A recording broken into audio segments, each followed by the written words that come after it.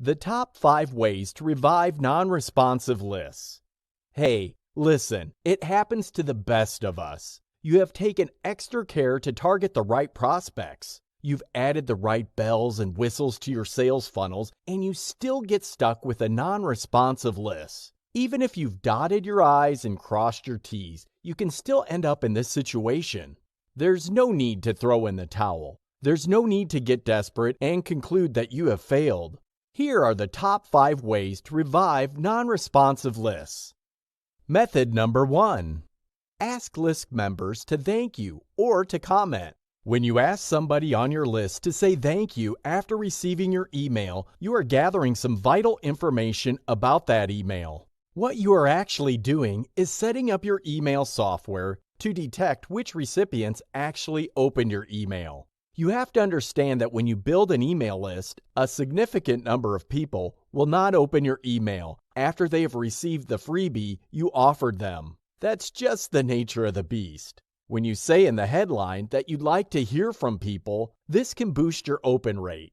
This is a very important method of telling your list members apart. Some people have completely lost interest in what you have to say. They are still on your subscription list, but they are essentially just list squatters. There are other people who would still like to receive your emails, but haven't gotten around to actually opening them. When you ask Lisk members to say thank you or to respond with a simple comment, you are actually trying to detect this second group of individuals.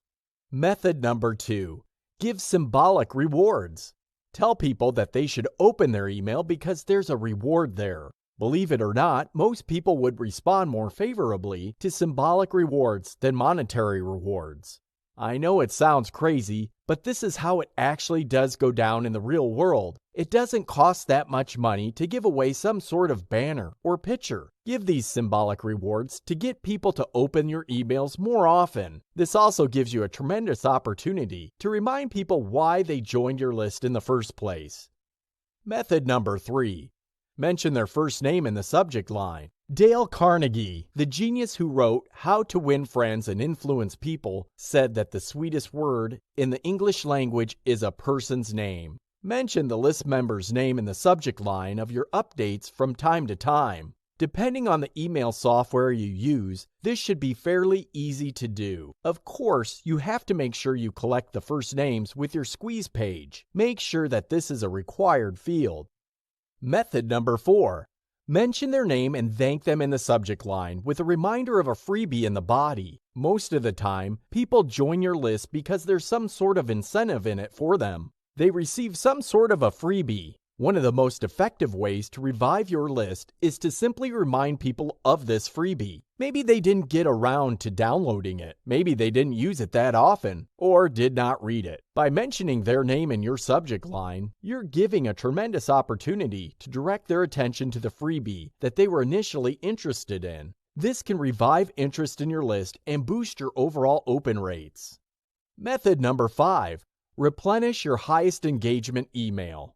By just looking at the track record of your list and paying attention to the overall open rates, as well as click-through rates, a certain pattern should emerge. You can clearly see that some emails, for some reason or another, simply resonate with your membership.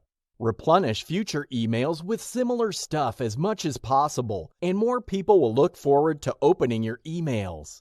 Keep these 5 top tips in mind when faced with a non-responsive list. It's not the end of the world, but you have to be proactive so you can turn things around. The number 1 secret ingredient to successful email lists. You have probably heard of all sorts of successful marketers making millions of dollars from their email lists. Believe me, these are not unicorns. They are not few and far between. They are not accidents. Instead, the people who run them found a system for building successful lists. The good news is, if they can do it, you can too. What is their secret? There are actually many different secrets, but they all boil down to one key concept. Wrap your mind around this concept. Implement it with your own mailing list, and you can well be on your way to replicating these successful marketers. What is the secret?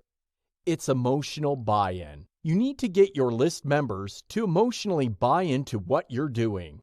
These members must be made to feel emotionally invested in the success of your list.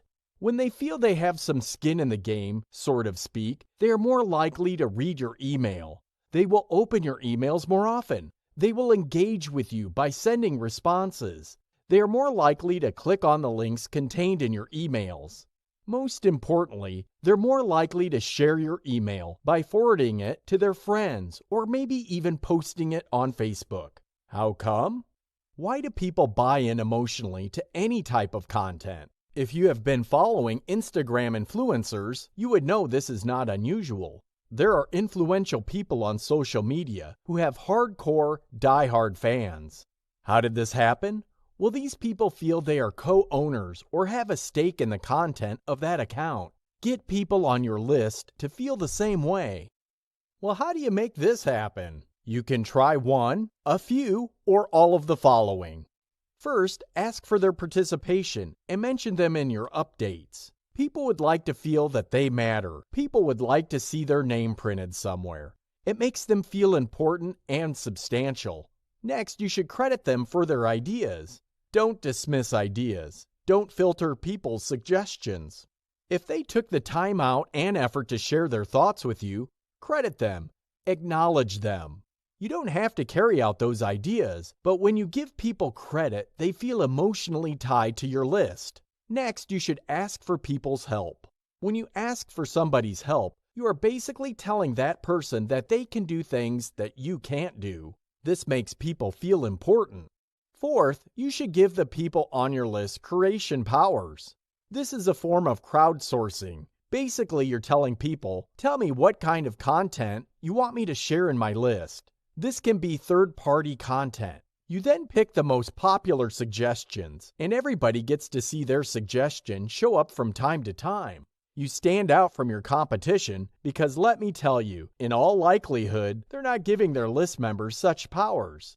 Keep these tips in mind when trying to build a sense of emotional buy-in.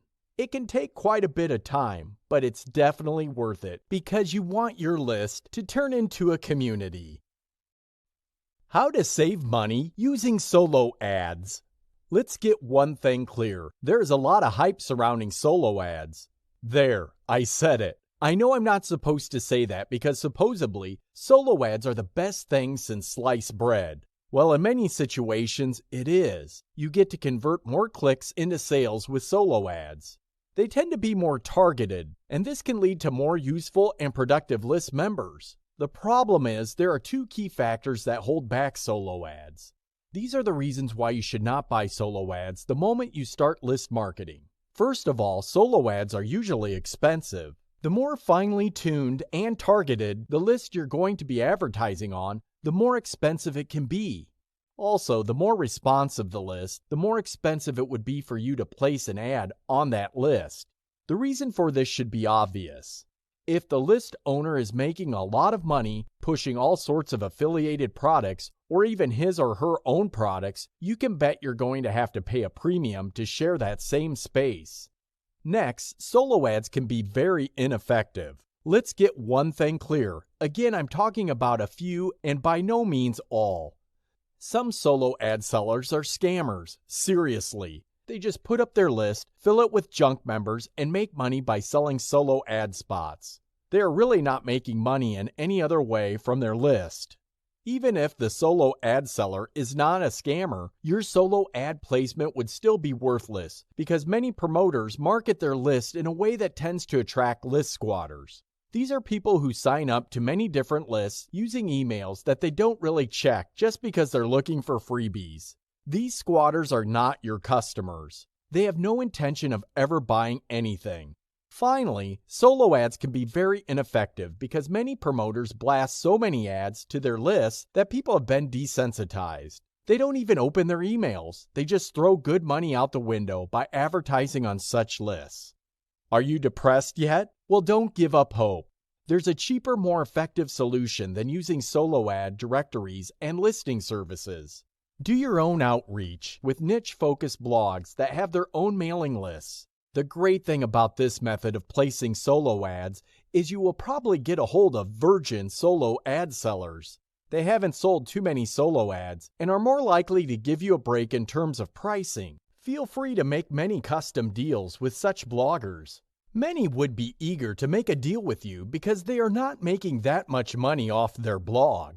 Little do they know that they are sitting on a gold mine. Here are some tips how to maximize your results. First, you need to contact as many of these blogs as possible. Next, run small test campaigns. The cheaper, the better.